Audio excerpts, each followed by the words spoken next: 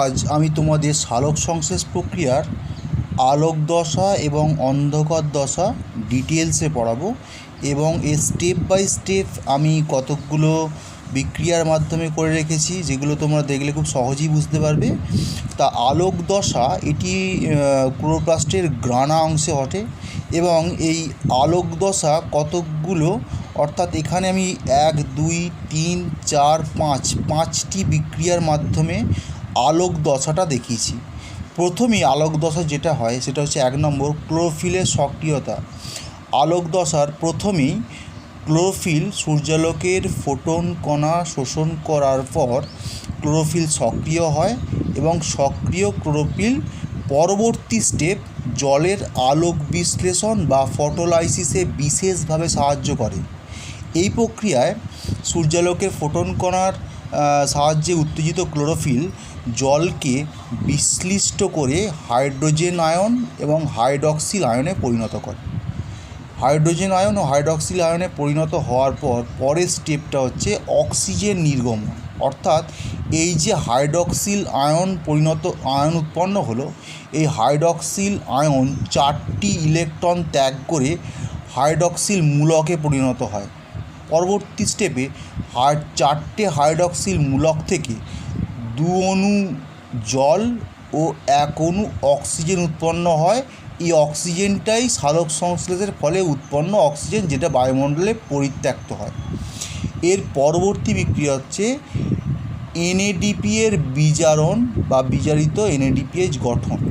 এক্ষেত্রে পাতায় একটি বস্তু থাকে যার নাম হচ্ছে, আমি এখানে ফুল ফর্মটা লিখেছি এনএডিপির, নিকোটিনামাইড অ্যাডেনিন ডাইনিউক্লিওটাইড ফসফেট, যেটা এনএডিপির পুরো নাম। এনএডিপি পাতায় থাকে, যেটি হাইড্রোজেন আয়ন ও ইলেকট্রন, দুটি ইলেকট্রনের সাহায্যে উৎপন্ন করে এনএডিপিএইচ প্লাস এইচ প্লাস। এক্ষেত্রে বিজারণ, এনএডিপির বিজারণ ঘটে। এই বস্তুটি পাতায় উৎপন্ন হয় এবং উৎপন্ন হওয়ার পর এটি অন্ধকার দশায় কাজে লাগে, যেটা আমি পরের স্টেপে পরের একটা বিক্রিয়া আমি দেখাবো। তার আগে ফটোফসফোরাইলেশনটা বলে নিই।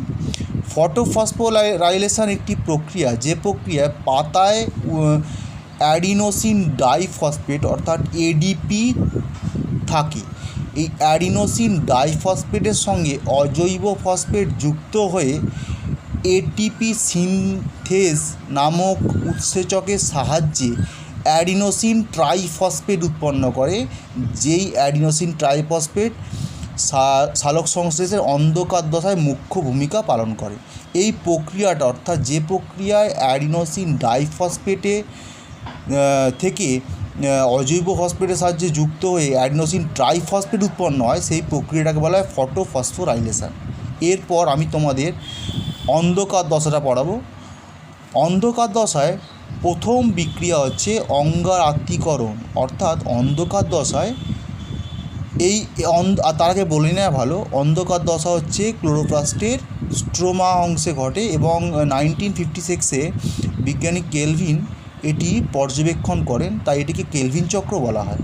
এর বিক্রিয়াগুলোকে আমি সেটা পরের পাতায় আমি দেখাবো। তার আগে বিক্রিয়াগুলো আমি বলে নিই।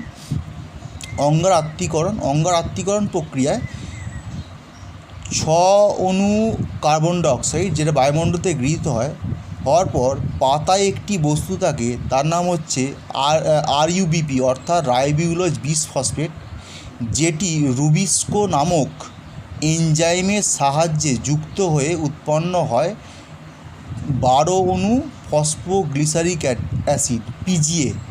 এইগুলোর ফুল ফর্ম আমি পিছনে পাতায় লিখে দিয়েছি, তোমরা দেখে নেবে। তাহলে অঙ্গার আত্তীকরণ প্রক্রিয়া কী হয়, 6 অণু কার্বন ডাইঅক্সাইড 6 অণু রাইবোবিউলোজ বিসফসফেটের সঙ্গে যুক্ত হয়ে উৎপন্ন করে 12 অণু বা 12 পিজিএ। এর পরের বিক্রিয়া হচ্ছে ফসফোগ্লিসারিলডিহাইড গঠন। এই 12 পিজিএ যেটা উৎপন্ন হলো, সেটা সঙ্গে এখানে উৎপন্ন অর্থাৎ এনএডিপিএইচ প্লাস এইচ প্লাস, এটি অন্ধকার দশায় কাজে লাগে এবং এখানে যে এটিপি লাগছে কাজে, যে এটিপিটা আলোক দশায় উৎপন্ন হয়েছে সেই এটিপিটা এখানে কাজে লাগছে।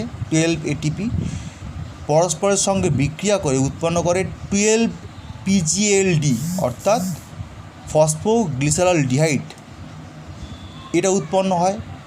12 এনএডিপি প্লাস উৎপন্ন হয়, 12 এডিপি উৎপন্ন হয়, আর 12 অজৈব ফসফেট উৎপন্ন হয়। তাহলে এক্ষেত্রে ফসফোগ্লিসারালডিহাইড গঠনের সময় এই দুটো বস্তু অর্থাৎ 12 এনএডিপিএইচ প্লাস এইচ প্লাস এবং 12 এটিপি যেটা আলোক দশায় উৎপন্ন হয় সেই দুটি এই যে ফসফোগ্লিসারিক অ্যাসিড উৎপন্ন হলো তার সঙ্গে বিক্রিয়া করে উৎপন্ন করে 12 PGLD plus 12 NADP plus 12 ADP plus 12 অজৈব ফসফেট বা পিআই। এরপরে আমি পরের বিক্রিয়াটা দেখাচ্ছি।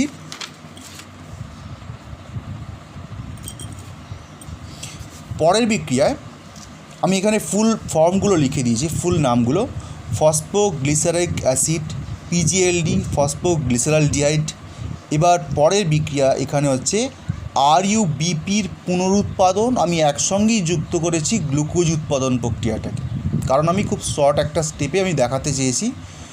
আরইউবিপি অর্থাৎ রাইবোজুলোজ বিসফসফেট যেটা কাজে লাগছে সেটা আবার কিভাবে ফিরে যাচ্ছে, মানে সেটা পাতায় আবার কিভাবে ফিরে যাচ্ছে সেই প্রক্রিয়াটা আমি দেখাবো, এবং কিভাবে গ্লুকোজ উৎপন্ন হচ্ছে সেই প্রক্রিয়াটা আমি একই সঙ্গে দেখাবো।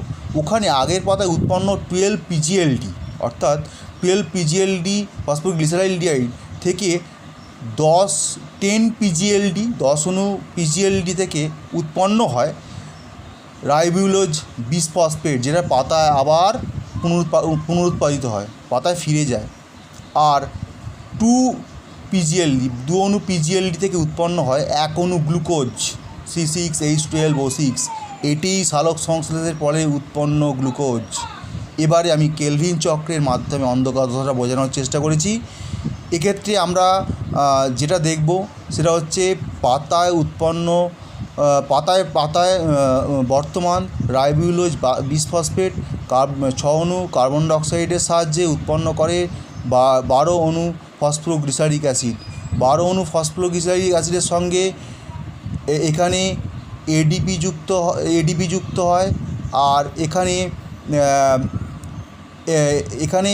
এটিপি যুক্ত হয়, আর এনএডিপিএইচ প্লাস এইচ প্লাস যুক্ত হয়, উৎপন্ন করে 12 পিজিএলডি। কোন বস্তুগুলো উৎপন্ন হয়? এটিপি থেকে এডিপি উৎপন্ন হয়, এনএডিপিএইচ প্লাস এইচ প্লাস থেকে এনএডিপি প্লাস উৎপন্ন হয়, সেটাও এখানে দেখানো হয়েছে। এখানে যে 12 পিজিএলডি উৎপন্ন হলো তার মধ্যে 10 অণু পিজিএলডি থেকে 6 অণু রাইবোজুলোজ বিসফসফেট উৎপন্ন হয়, আর 2 অণু পিজিএলডি থেকে 1 অণু গ্লুকোজ উৎপন্ন হয়। এটি কেলভিন চক্রের মাধ্যমে ঘটে। এটি যে চক্রের মাধ্যমে ঘটে সেটা কেলভিন চক্র, বিজ্ঞানী কেলভিন আবিষ্কার করেন বলে এই চক্রটাকে কেলভিন চক্র বলা হয়। আর এইটি হচ্ছে সালোক সংশ্লেষের পরে উৎপাদিত গ্লুকোজ। ওকে।